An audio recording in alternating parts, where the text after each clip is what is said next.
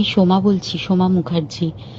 এত কষ্ট হচ্ছে ভিতরে যে হসপিটালে বসে থাকতে পারছি না, আমাদের সব ডাক্তাররা সবাই খুব ডিস্টার্বড। আজকে তো ওপিডি বন্ধ রাখা হয়েছে। তোরা জানিস সমস্ত ঘটনা শুনলাম, যা যা মানে সত্যিকারের ঘটনা, যেটা আরজি করের ভিতরের যে ডাক্তার তারা তাদের বন্ধু বান্ধব মারফত এটা ছড়িয়ে মানে এসছে আমাদের কাছে।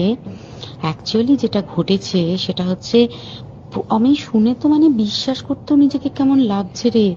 প্রত্যেকটা আমাদের ওয়েস্ট বেঙ্গলের প্রত্যেকটা মেডিকেল কলেজে, বিশেষ করে কলকাতার সরকারি মেডিকেল কলেজগুলোর প্রিন্সিপালরা, ডিপার্টমেন্টাল হেডরা, প্রিন্সিপালরা বিশেষ করে, তারা পাশ করানোর জন্য স্টুডেন্টদের কাছে রীতিমতো টাকা নেয়।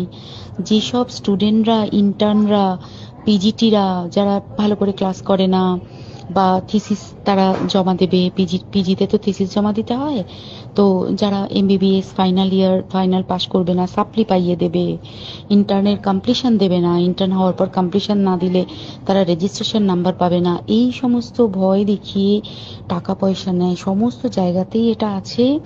এর মধ্যে সব থেকে নিকৃষ্টের থেকেও নিকৃষ্টতম হচ্ছে সন্দীপ ঘোষ, প্রিন্সিপাল, যে তোর আমাদের কি বলে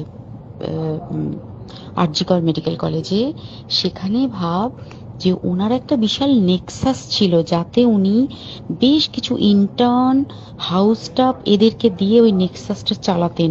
তারা ওখানে একটা সেক্স র্যাকেট চালাতো, তারা একটা ড্রাগ র্যাকেট চালাতো। ড্রাগ র্যাকেট মানে ওই যে ওটাতে বলেছে না, ড্রাগ মানে শুধু ওই হেরোইন আর ব্রাউন সুগারের ড্রাগ খাওয়া বা মদ খাওয়া নয়। ড্রাগ মানে হচ্ছে যে কম দামি, কম টাকায় যে ওষুধ পাওয়া যায়, যে ওষুধ, ওষুধ না জল ভগবান জানে, সেই ওষুধের মানে কোটি কোটি টাকায় যে টেন্ডার বেরোতো, সেই ওষুধ নিয়ে ওষুধ কোম্পানিগুলোর কাছ থেকে কোটি কোটি টাকা, সেই সমস্ত টাকার একটা বড় অংশ যেত পার্টি ফান্ডে। বুঝতেই পারছিস তাহলে, সেই জন্য পার্টির একদমই কাছের উনি, পার্টির মানে একদম খোদ মানে ওপর লেভেলের একদম আসল জায়গাকার কাছে। তো এবার উনি এই যে নেক্সাসটা চালাতেন, তাতে রীতিমতো কোন ইন্টার্নকে উনি পাশ করাবেন, কোন পিজিটিকে উনি থিসিস কমপ্লিট করাবেন, সেগুলো সব ভয় দেখিয়ে টাকা নিতেন। আর তার হয়ে কাজ করতো ওই ইন্টার্ন হাউস স্টাফের একটা পুরো বড় নেক্সাস। এবার এই মেয়েটির যে পিজিটি, মেয়েটি অত্যন্ত ভালো, সে তার থিসিসটা কমপ্লিট করাবে না বলে হুমকি দিচ্ছিল। সে এটা জানতে পেরে গিয়ে বলেছিল যে আমি এরকম কোনোভাবেই মেনে নেব না, আমি এর বিরুদ্ধে আমি যাব এবং আমি এর বিরুদ্ধে সব ফাঁস করে দেবো। তখন তাকে রীতিমতো ধমক দেওয়া হচ্ছিল। এটা চলছিল লাস্ট 6 মান্থস ধরে। 6 মাস ধরে তাকে হুমকি দেওয়া, তার প্রতি মানে বেশি বেশি প্রথমের দিকে কি করছিল, অত্যাচার করছিল। মানে কিরকম, বেশি বেশি করে নাইট ডিউটি দিচ্ছে, at a stress 36 hours duty, বেশি বেশি করে নাইট, বেশি বেশি করে খাটানো। এবং এগুলো সব জানে ডিপার্টমেন্টাল হেড, চেস্টের যে ডিপার্টমেন্টাল হেড সেও জানে, সিনিয়র পিজিটিরা সবাই জানে। প্রিন্সিপালের নির্দেশেই হচ্ছে এবং ওনার নেক্সাসের ছেলে মেয়েরাই কাজ করছে। তারা 6 মাস ধরে এটা করেছে। করার পরও যখন ওকে আটকাতে পারেনি, তখন কি করেছে, ওই দিনকে ওরা ঠিক করেছে যে দিনটাতে এই ঘটনাটা ঘটেছে, সেদিন কতখানি প্ল্যান্ড এবং গট আপ গেম দেখ। সেই দিন ওই ঘরে, ওই সেমিনার রুমে প্রত্যেক দিনই 4 তলার আরো অনেকেই যারা সিনিয়র পিজিটি বা জুনিয়র পিজিটি, তারা কিন্তু বিশ্রাম নিতে যেত, অনেকেই ওই ঘরে যেত। সেই দিনকে ও একা, ওকে বলেছে তুমি ঘুমিয়ে পড়ো, ওকে একা রেখে এসেছে। বাকিরা কাউকে যেতে দেয়নি, বলেছে ওই ঘরে আজকে ঘটনা ঘটছে, মানে কাজ হচ্ছে, ওই ঘরে কেউ যাবে না। ওই ঘরে সেই দিনকে ওর সাথে যখন খাওয়া দাওয়া করেছে বাকি 4 জন, সেই 4 জনের মধ্যে একটি মেয়ে পর্যন্ত ছিল। সে কিরকম মেয়ে চিন্তা কর, এরা ডাক্তার না জানোয়ার জানি না, আমি জানোয়ার বললেও জানোয়ারদের অপমান করা হয়, কারণ জানোয়ার সমাজে এরকম কাজ হয় না। তো ডাক্তার না কি আমি বলতে পারবো না। সেই ইন্টার্ন মেয়েটি আরেকটি ইন্টার্নের গার্লফ্রেন্ড। তো তার সাথে ওই পিজিটি মেয়েটি প্রচুর ঝগড়া হয়েছে। ঝগড়া হওয়ার পরে তারা তো হুমকি টুমকি দিয়ে চলে গেছে, দিয়ে তারা বলেছে তুমি ঘুমো। এবার ও তো আর জানে না, ভালো মনে শুতে এসেছে। তারপরে তারা গিয়ে মদটদ খেয়েছে, 7-8 জন মিলে চড়াও হয়েছে।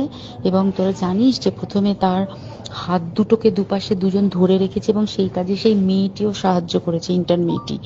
2 জন ওকে পা দুটোকে টেনে জরাসন্ধর মতো ছিঁড়ে ফেলেছে, মানে ছেঁড়ার মতো করে টেনেছে, যাতে পেলভিক বোন ভেঙেছে, গলার বোন ভেঙেছে। মানে কি বিপর্যস্ত মানে বিধ্বস্ত, কি নৃশংস অত্যাচার করেছে। ওকে উল্টো দিক করে শুইয়েছে, পিঠের ওপর দিয়ে বুট পরে হেঁটে গেছে, মাথাটাকে এমন থেঁতলেছে যে মানে স্কাল ফাল রাপচার হয়েছে। এই সমস্ত করার পরে শ্বাসরোধ করে তাকে মেরেছে। মেরে তারপরে আরো যেটা আরো ভয়ঙ্কর, যে একটা মৃত মানুষকে মিনিমাম ডিগনিটি দিতে জানে না। তারা নিচে এসে দেখেছে ওই সঞ্জয় তখন বসে মদ খাচ্ছিল অন্য আরো গ্রুপ ডি স্টাফদের সাথে। সঞ্জয় ছেলেটা হচ্ছে তার কাটা সঞ্জয় বলতো ওরা, ওকে বলে ফল গাই। মানে ওর একটু ওইসব আলুর দোষ আছে, ও যত্রতত্র যখন তখন প্রস্টিটিউট এলাকায় যায়। এবার দেখেছে যে একে দিয়ে যদি একটা রেপ করিয়ে দিতে পারি তাহলে ঘটনার মোড়টা অন্যদিকে ঘুরে যাবে। এইবার ওকে বলেছে, যা সেমিনার রুমে তোর জন্য রেখে এসেছি, যা তুই এবার গিয়ে কাজ করে দিয়ে আয়। ও এসে ওই ডেড বডিকে রেপ করেছে যাতে তার ভ্যাজাইনাতে সিমেন্ট পাওয়া যায়। তো এবার এই হচ্ছে, প্লিজ আমি নাম করে ফেললাম সবকিছুই।